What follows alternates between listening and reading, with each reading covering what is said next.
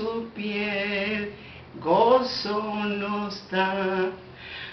Buenos días, mis hermanos. ¿Están listos? ¿Todos bien? Los desperté, ¿verdad? Sí, y fue a propósito, para que así estuvieran a tiempo para la escuela bíblica dominical. Es un gozo increíble estar otra vez ante ustedes dando la clase de la escuela dominical que nos toca en esta mañana. Como saben, comenzamos con un nuevo libro, el primer libro de Samuel, y nos toca el nacimiento y las primeras etapas de Samuel. Es hermosa esta versión que yo comencé a cantar. Grato es tener a un tierno niño, tocar su piel gozo me da. Y eso es cierto. Para todas las mujeres, el tener a un niño en sus brazos, después de haber pasado tiempos difíciles del parto, ¡ay! Se nos olvida, porque tenerlo en los brazos es lo más hermoso, lo más maravilloso. Por eso podemos entender a Ana. Ella deseaba disfrutar de un niño, pero no había podido. Y vamos a comenzar, vamos a estudiar los capítulos del 1 al 4. El primero, Dios contesta la oración de Ana. Primero de Samuel 1, 10 al 20. Estos primeros versículos son muy conocidos por todos nosotros. Pero detengámonos en unos puntos. Primero, Dios permitió que el hombre, Dios no permitió que el hombre tuviera más mujeres, solo una.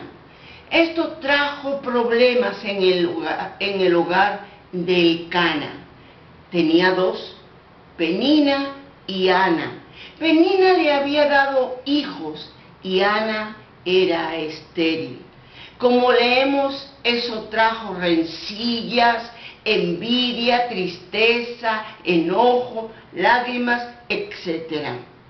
Lo segundo que encontramos es que Elí critica a Ana, creyendo que estaba ebria.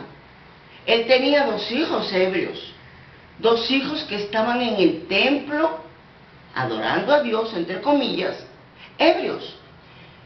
Pero él no los reprendía. Posiblemente no le habló como le dijo a esta mujer. ¿Hasta cuándo estarás ebria? Digiere tu vino. Miremos detenidamente lo que dice nuestro texto. Ella con amargura de alma oró a Jehová y lloró abundantemente e hizo voto diciendo: Jehová de los ejércitos, si te dignares mirar la aflicción de tu sierva y te acordares. Ana acude a la única persona que tenía el poder de ayudarla e intentó negociar con el Señor y le promete algo. Nótese que ella se dirige a Dios como Jehová de los ejércitos. Recalca el poder de Dios, el Todopoderoso. Sí, ella sabía que el único que tenía poder para que ella, una mujer estéril, pudiera tener un hijo, era Jehová. Y ella le pide tres cosas. Primero, que reconozca su condición de esterilidad. Segundo, que la remedie. Y tercero, por supuesto, que le dé un hijo. A cambio, ella le promete dedicar a ese hijo a su servicio y que no pasará navaja sobre su cabeza. O sea, lo hace Nazareo. Y nos dice la Escritura que a su debido tiempo se unieron el elemento humano y el divino. En el versículo 19 lo vemos. Más adelante podemos concluir en este primer punto que nada es imposible para Dios. Él es el Todopoderoso. En segundo punto, vamos a ver la dedicación de Samuel. En primer libro de Samuel 1, 24 al 28. Ana se dedica por completo al cuidado de Salomón, hasta el tiempo que es destetado, aproximadamente 3 años. Cuando Ana lleva a Samuel a Silo, lugar donde estaba el tabernáculo, lleva también la ofrenda, becerro, harina, vino, una ofrenda grande para una gente que no tenía muchos recursos. Ellos no eran personas pudientes. Eso se puede ver en que ellos venían a Silo una vez al año y no 3 veces como lo estipulaba la ley. Cuando Ana trajo su ofrenda, cumplió el voto que le había prometido al Señor. No solamente el animal, la harina, el vino, sino su hijo. Después de degollar el toro, nos dice la Biblia, el versículo 28, los que daban la ofrenda tenían que hacer eso. Degollaban el sacrificio para que los sacerdotes pudieran rociar la sangre sobre el altar. La sangre representaba la entrega de su propia vida.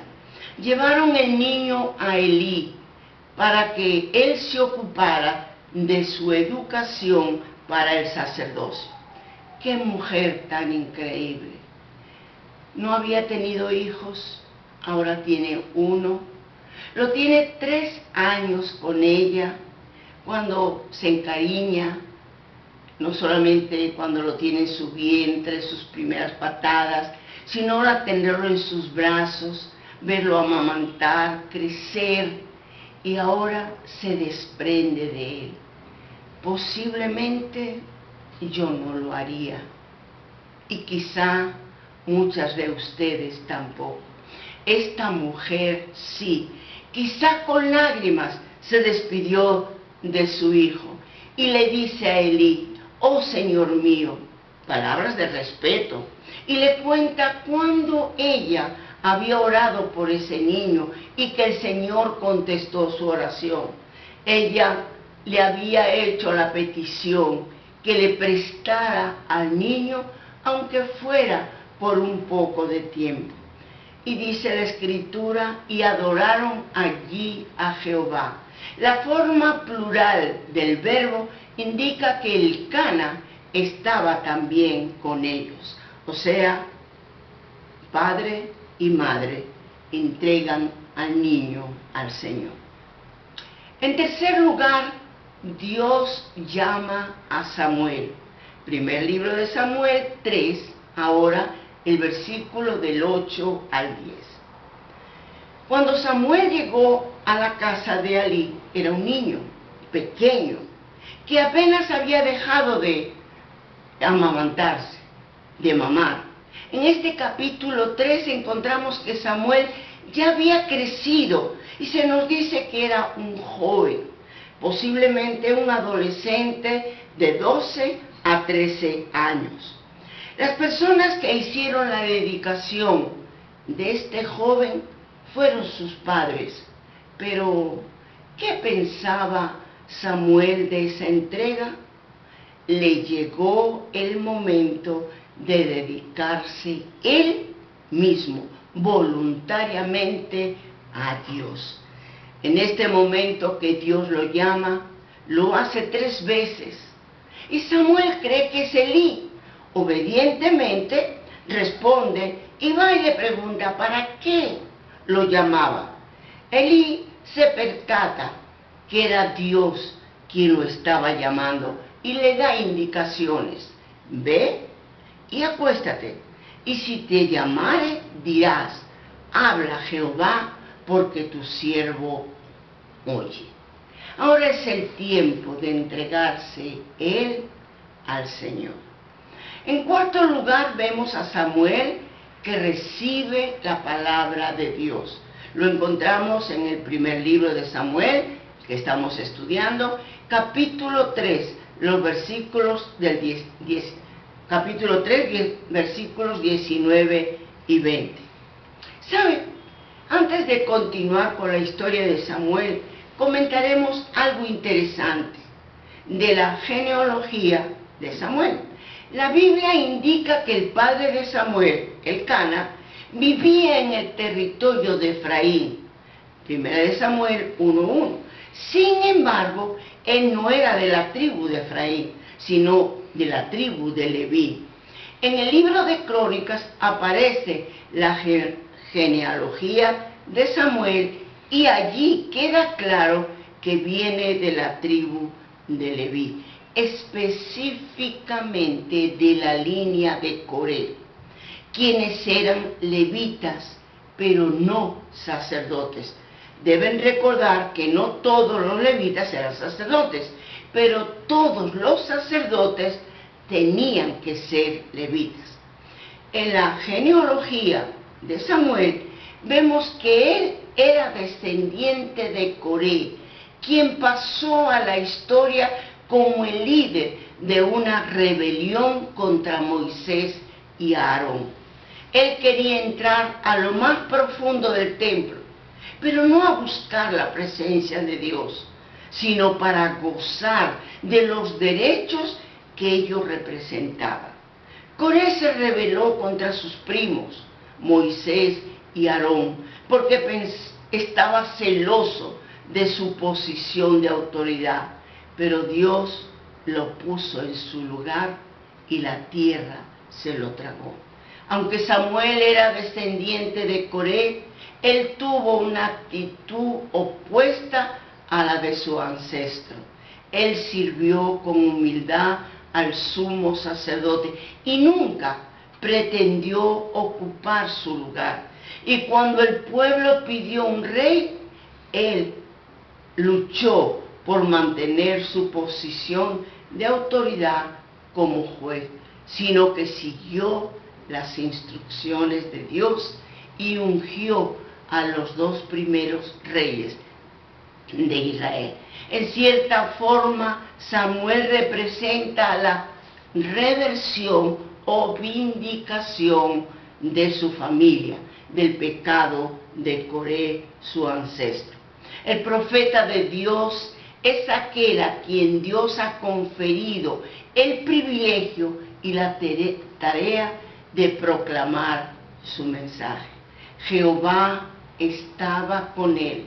El crecimiento físico y espiritual de Samuel van unidos y se puede señalar el hecho de que Dios estaba con él. Y todo Israel, como dice la Escritura, conocía que Samuel era fiel profeta de Jehová. Dios continuó honrándolo y también Israel lo hizo. ¿Cómo podemos aplicar esta lección a nuestra vida? Primero, que la oración, aún ante lo imposible, Dios lo hace posible. No es como lo queremos, es como Él quiere, pero Dios hace lo imposible, porque es el Dios todopoderoso. Y Dios llama. ¿Quién escucha y quién responderá? Es para ti, mi querido hermano y mi querido amigo. Si oyes la voz de Jehová, no la rechaces. Que el Señor le bendiga. Amén.